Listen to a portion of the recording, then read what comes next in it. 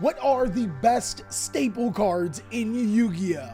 For the people that did not know, a staple Yu-Gi-Oh card is a generic card that is played in most decks. In this video, we're going to be talking about the best of the best. My guy, this is important if you want to win games. I would have to say that right now, staple Yu-Gi-Oh cards are extremely powerful, and knowing the difference between the right ones and the wrong ones could really change your game and up it to the next level. So of course, if you are enjoying content like this, you already know what to do. Make sure to hit that subscribe button and notification bell, but also, if you can, thank Jay Jeffrey. He's been bugging me about this for like 3 months. In this particular tier list, I have 5 different categories. Top staple is the best de la best, the cream de la crop. Solid choice are really good staples into the format, but are a little bit more dependent on the deck that you're playing. Worth playing, my guy. In certain situations, these cards ball. And then to add more situations to those situations, if that's a thing, situational can be really good staple Yu-Gi-Oh cards under the correct circumstances. Sometimes they require a specific deck or situation to be able to thrive. And lastly, big dog, if you're married, then staple those divorce papers together if you're playing these. These staple Yu-Gi-Oh cards aren't necessarily terrible cards, but right now may not be the time for them to be able to thrive as much as you would want them to be. But don't worry, it's just like your relationship. Sometimes things don't work out at that point in time. Just know that it was your fault. Okay, all right, it might not have been your fault. Criteria for this format is simple, my friends. This Yu-Gi-Oh format is currently filled by summoning big monsters on the side of the field. They don't always have huge negations, so being able to address those monsters is really, really important. But you're also going to have to deal with your opponent's interactions on your turn, whether it's a ton of back row or some really powerful monster effects that can disrupt you. Overall, I think that this format is extremely healthy, but you're going to need to have some of those cards in your back pocket just in case so you don't get destroyed. And this staples tier list, let's go ahead and start off with Book of Eclipse. I think that being able to flip your opponent's monsters face down is extremely good, but Book of Eclipse has some drawbacks that you do not want to experience from time to time. Because games do take a little bit longer than turns 1 and 2, being able to give your opponent resources over time can really bite you in the butt, but also those monsters getting flipped back face up. If you can't clear it, you're in a really bad situation. I don't think that Book of Eclipse is a bad card, but I think it's very situational. Your deck needs to be able to wipe that board immediately like a snotty nose as soon as you activate that Book of Eclipse, or you have to not mind giving your opponent draws at the end of the turn, which in a control grindy format, that's just something that you don't want to do, especially since you're typically only going to be flipping like one monster face down. The same thing would actually go for Book of Lunar Eclipse too. This is a staple those divorce papers together, big dog. The problem with Book of Lunar Eclipse is that not only does it require you to lose resources via discard, it has to flip 2 monsters face down. Going against cards like Castir or Rice Heart, you would have to invest a monster and then activate this card and then discard a card. That's not happening. I actually had high hopes for this card, but it's just not good right now. Book of Moon, on the other hand, remember when I said flipping monsters face down was important? Yeah, this is a top staple. My guy, using Book of Moon is like flipping your girl face down. But you wouldn't know that unless you had a girl. And you don't got that. I like that Book of Moon is one of the most critical juncture Yu-Gi-Oh cards in the game. It's one of the most powerful cards of all time.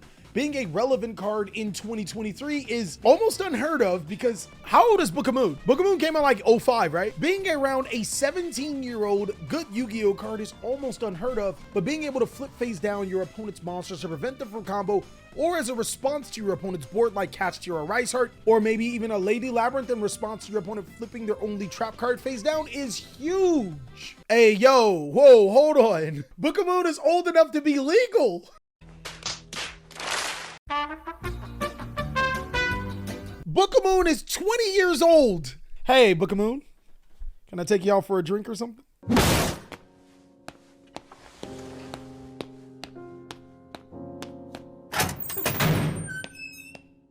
She's legal, boys! Okay, maybe not for a drink in America, but in other countries? While me and Book of Moon have a great relationship, me and Call by the Grave don't necessarily have a great relationship. Hand traps are on a decline right now, though there are really powerful hand traps that can literally ruin the game. Think of cards like Dimension Shifter and Drolin Lockhart.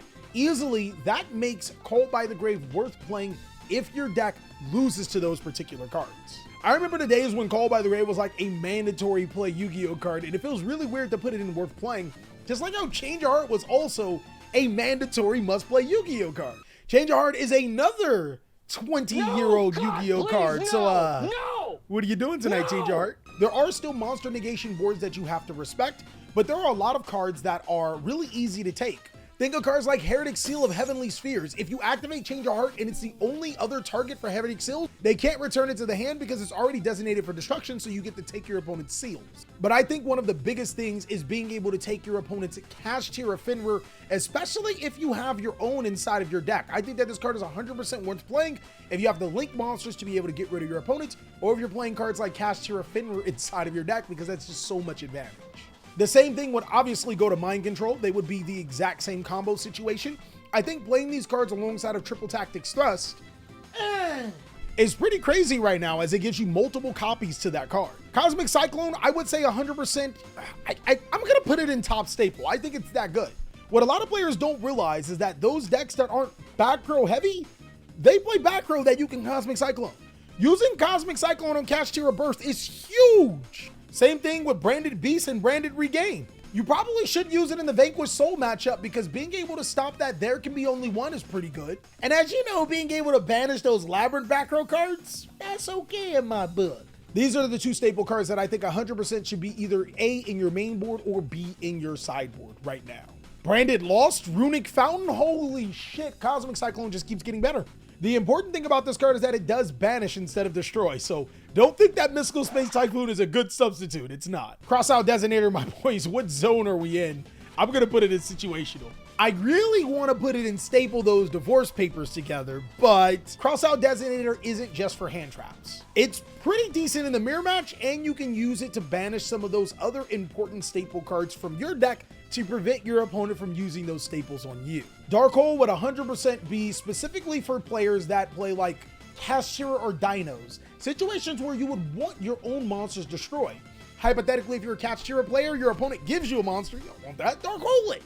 And Dino players kill off more babies than I probably shouldn't say that. Dark Ruler No More is a card that could be inside of your main board because it's just so solid against the top decks in Yu-Gi-Oh right now, but it's also a card that could be regulated to your sideboard. It's a very powerful Yu-Gi-Oh card at allowing you to clear boards at the cost of giving up damage to your opponent.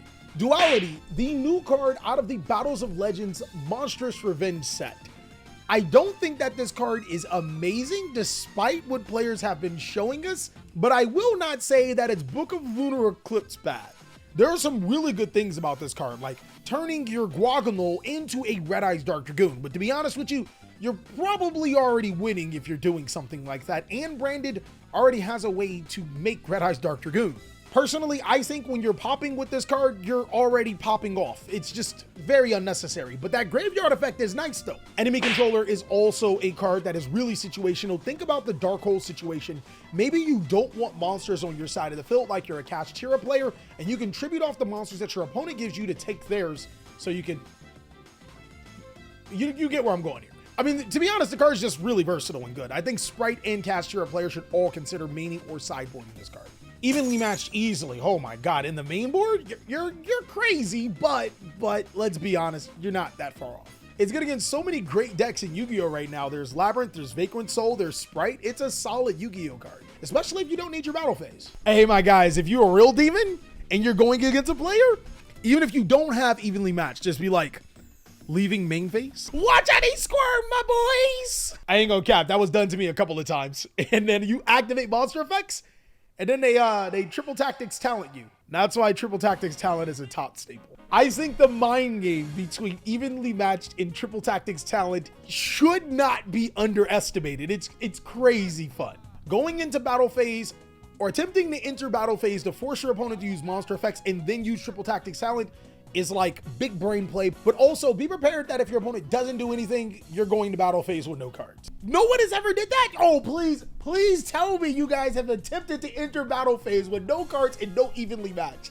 I'm telling you, big mind game brains here. I don't see many opportunities where Forbidden Chalice is better than Book of Moon.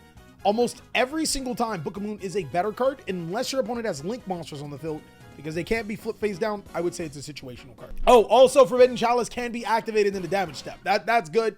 Almost irrelevant, but it's still good. If players were still on maximum play Book of Moon, Book of Eclipse, and other cards, I would say that Lance would be really good, but I don't think it's that good. 8 at 800 attack reduction, no, that might be decent. Forbidden Droplet. So look, on one hand, if you're playing against Kashtira, you're screwed. On the other hand, if you're not playing against Kashtira, you're screwed. This is a bold take. This card's actually worth playing. This card is really, really good in matchups where decks can just turn off your opponent's monster effects and then OTK. The decks that can take full advantage of Droplet aren't as much as they used to be, but this card's actually extremely good in the right circumstance. It's just bad against those Kashtira Ice Hearts, which fortunately there's 2 less that can be played. But there's a problem. I do mind games, but they have to have a mind first. Duster is worth playing, though I do like the versatility of Cosmic Cyclone. And Kashtira Finra is easily one of the better cards in the game because it does allow you to out floodgate Yu-Gi-Oh cards and other problematic threats.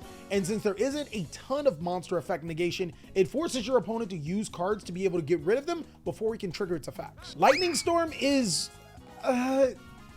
okay, so this card is worth playing, but I would probably urge you to play something like Harpy's Feather Duster and Cosmic Cyclone instead. And the reason is because Lightning Storm's effect that you can't control face-up cards actually does come up, especially if you're playing a deck with field spells. You guys aren't gonna believe this. You guys are not gonna believe this, but Raigeki, my guy, think big brain. Think big brain. There is not a lot of boards where Raigeki just can't simply out. It's a great Yu-Gi-Oh card in a lot of Yu-Gi-Oh matchups.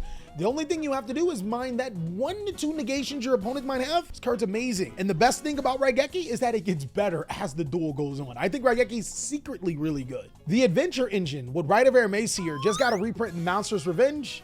Yeah, that's a no for me, dog. Off the top of my head, I cannot think of a single deck that's good right now that would want to give up its normal summon for a Griffin Rider. It's crazy how this engine got power crap. I think Salesman shines the best when there are hand traps that you know your opponent is using and that you aren't using. But since we play a lot of commonly shared cards, I would think that this is more in the staple those divorce papers together. It's not a terrible card, though I wouldn't be playing it right now. Shadow's Light is like, whew, it is so specific. First of all, you have to target a dark monster, then summon a light monster from your deck with the same type and level. That's, oh my God, like as a stable Yu-Gi-Oh card, trash. But for certain decks, this card's pretty good. Skill Drain, my boys. Yeah, Skill Drain's really good right now. It's a very, very solidly powerful Yu-Gi-Oh card. Let's just be real. Solemn Judgment, hands down, I think is one of the best cards in the game right now. If you can pay half your life points to stop any of these cards in the game, you pretty much put your opponent on, hey, do you have another one? And if you don't, you can potentially win. Also, with the kickback of being able to stop your opponent's monster summons. Solemn Strike, in my opinion, is actually worth playing. It's a solid Yu-Gi-Oh card that can negate monster effects. I think Strike is just so solid right now in certain strategies, and it's mainly because being able to negate an opponent's monster affection negate can literally get you on the board and destroy their boards and allow you to play. Solemn Warning, I don't think that this card is too great, though it could stop Kashtira Birth and Branded Regain, so that's something. Super Polymerization is 100% situational. There are some times where Super Polymerization is a crazy good Yu-Gi-Oh card, and then there's some times where Super Polymerization doesn't do enough. Overall though, I think if your deck can incorporate Super Polymerization, maybe if you can fuse your monsters with your opponents at almost any given time, it's a great card that you should play. Torrential Tribute? Okay, so Torrential Tribute is good. I would say staple those divorce papers together. I think that Torrential would be really, really good when you combine it with a card like Solemn Strike or Solemn Judgment, but the problem is by itself, it's normally trash. Triple Tactics Thrust, guys, come on, man.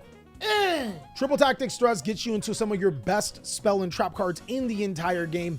I gotta give bonus points to the decks that have normal spell and trap card starters, which is crazy. If your opponent stops you when going first, you get a free set to a card like Infinite Impermanence, or if you're playing like Gold Pride Punk, something like Start Your Engines, it's crazy good. And if your opponent does stop you going second, well, you can get Raigeki, Evenly Matched, you can get Dark Ruler No More, Change of Heart, you get the pick of the litter. And lastly, Ultimate Slayer. God. Ultimate Slayer probably deserves to be in situational, but even when it seems that decks do have the space to play Ultimate Slayer, they don't seem to play it right now. In theory, this card is in its best position. Decks like Labyrinth should be like playing Ultimate Slayer, but for the reason that they're not, there could just be better optimal cards. Maybe we're waiting on that card to break Ultimate Slayer, but for right now, I think it's not worth playing at this current second unless you're playing a really specific deck. And that's all that I have for the staples tier list, big dogs. I really hope you enjoyed it. I hope that I showed you the best staples in the Yu-Gi-Oh card game right now. Of course, if you want to see a different type of video, go ahead and let me know down below in the comment section what other type of tier list would you like to see. But also be sure to check out these other videos, as I'll catch you on the next one.